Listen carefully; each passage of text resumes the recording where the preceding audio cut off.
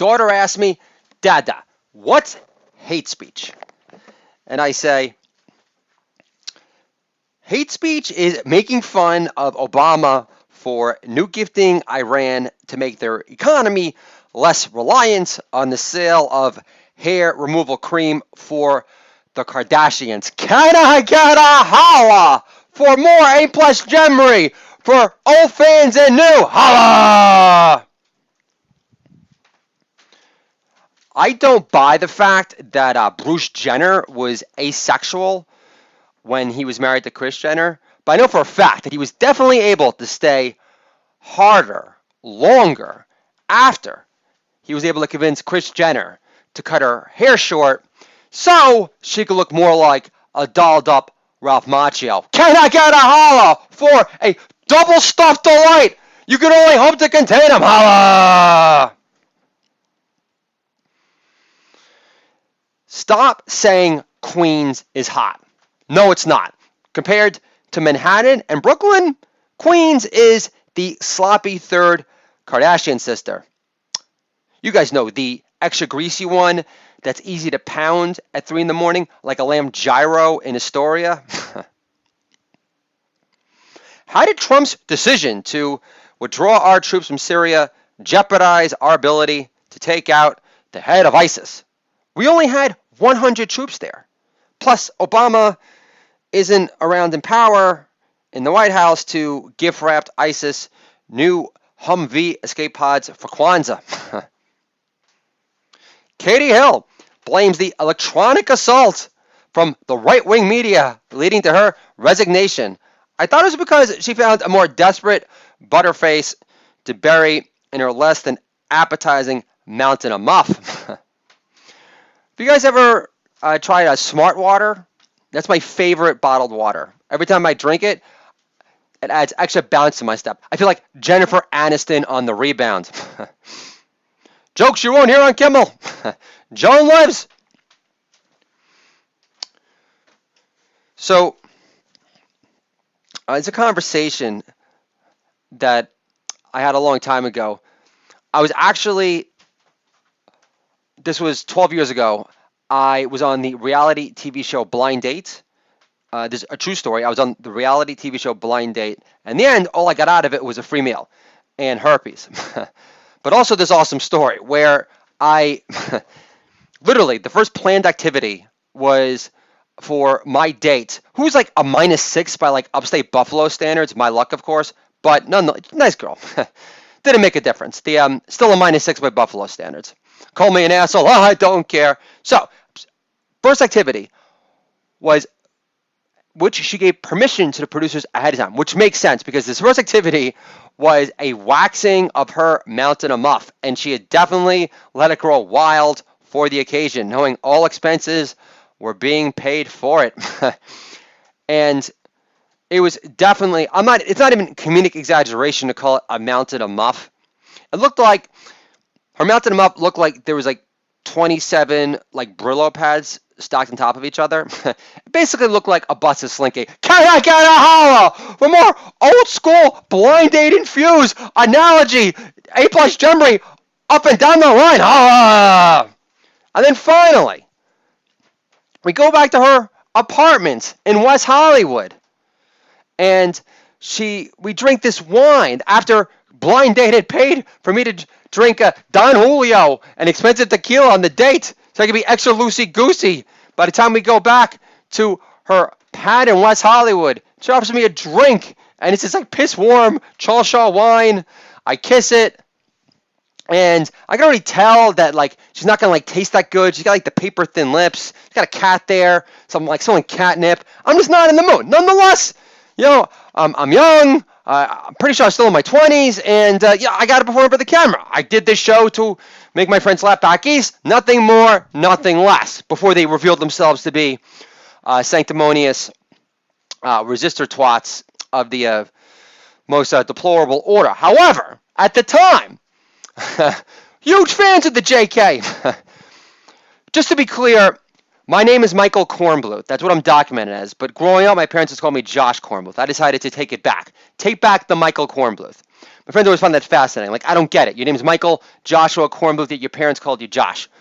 And all I could explain to you is that I changed my name because, A, I like the symbolic thrust to Michael, knowing that he was the archangel that beat the shit of the devil, kicked him out of heaven. So I could use all the good guy, non-divisive grid in my favor. So that's one reason. Another reason is because every time I used to Google my own name, Josh Kornbluth, I would hate Googling Josh Kornbluth. Why would I hate Googling Josh Kornbluth? Because the other Josh Kornbluth would emerge on Google.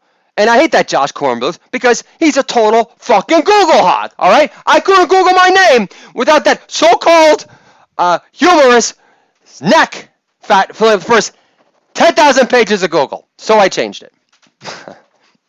I'm not bitter. So, JK.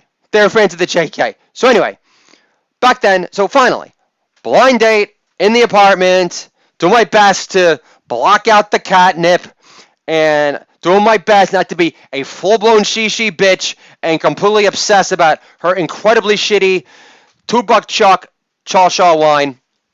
Like, do you guys even know the difference between, like, a Zinfandel or a Cabernet, or, you know, as your attitude is, you know, I just, whatever was jammed up Vito's Bud in the Sopranos. I'm not interested in drinking.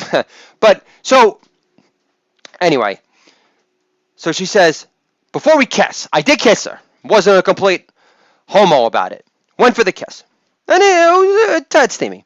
But, I looked very sexy. But, before I kissed her, she says, my -6 from Buffalo says, she didn't allow me to, like, go for the move. She, like, wanted to give, like, the blanket, the blatant green light. She says this exactly, and I'm quoting verbatim. She says, do you want to kiss? And I said, sure, why not? I've already seen your pussy. Can I get a holla for divine powered ad lib natural mastery hilarity in real time? True story. I wish I had the YouTube clip, or I would direct it to you right now. Holla! So, I'll never forget that audition for Blind Dates, being stuck in a room with a guy who comes out to the world as Disco Dan, okay? And just any guy that you think would call himself Disco Dan, that's what this guy looked like, okay? He looked like that Stu character with, like, the star sunglasses and the Simpsons. That was fucking Disco Dan. That was his role model in life, okay? So, definitely doesn't do wonders for, like, the self-esteem. First year, doing open mics, you're bombing left and right, can't get a laugh, your life dependent on it, and you're in a room with Disco Dan. But I nailed the audition. I was loosey-goosey because I wasn't doing shitty prepared jokes that weren't funny, and I got on it, and it worked out really well. So that's my blind date story for your entertainment. Hope you enjoyed it. And I always love that expression, mountain and muff. So it was a conversation I had with my wife a while back. We were heading to the Bronx Zoo, and my wife says, your parents never took you to the zoo? And I said, hey, babe, you grew up in the hick hinterlands of Australia with only 2 TV stations showing endless repeats of Astro Boy from Japan. So stop acting like I grew up so deprived compared to you. Last time I checked, your mother had you wrap your one and only Christmas gift. Which is beyond anticlimactic. It's like the Blue Balls Mueller report revealed on Unibrow Maddow's show again, and again for Resistor Twitter Twat Nation. So, again, I wanted to share more about my time at the Bronx Zoo. So,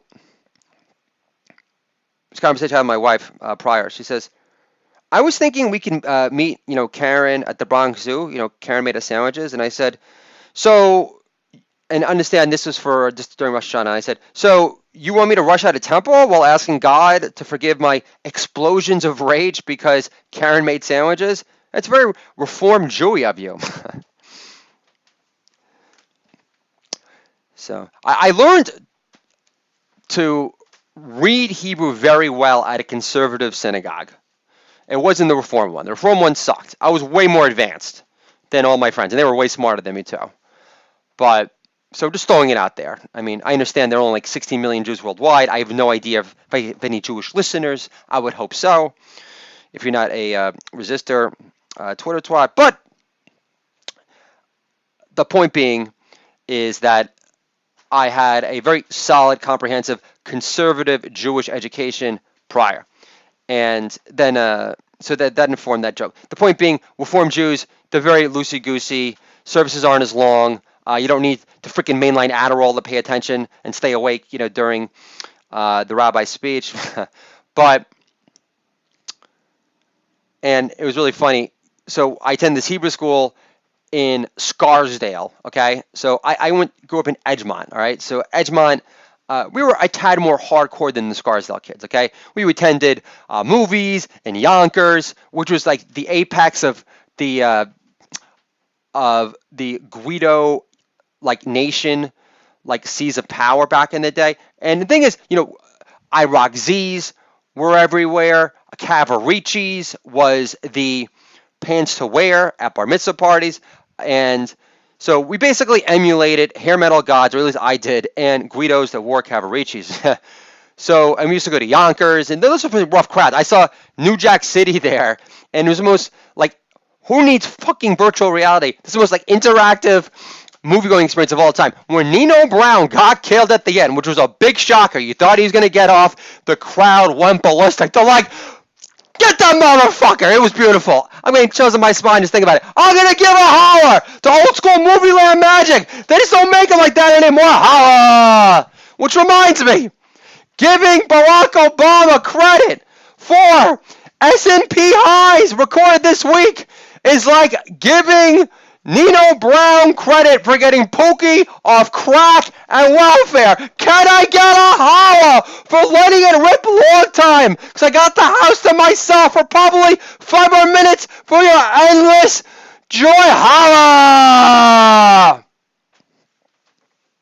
But yeah, so the Scarsdale kids I went to synagogue with were total pussies in comparison to us, is my point. We used to flick nerds at ultra flabby Danny Farber, or not really worry about any retaliation whatsoever.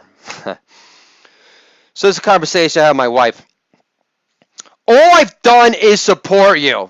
I can really lean into it right now. Really give me some extra thrust with the wife out of the house. Knowing I'm her bitchy dependent. All I've done is support you. Dual Dad says, encouraging me to stop talking about how much my parents and brother hate me for believing in myself because it's giving you anxiety gave me that distinct impression also. This is the Dual Dad Here podcast, dad-friendly entertainment for you and me. Controlling our kids' economy can make our kids great again, and I'll talk to you guys soon.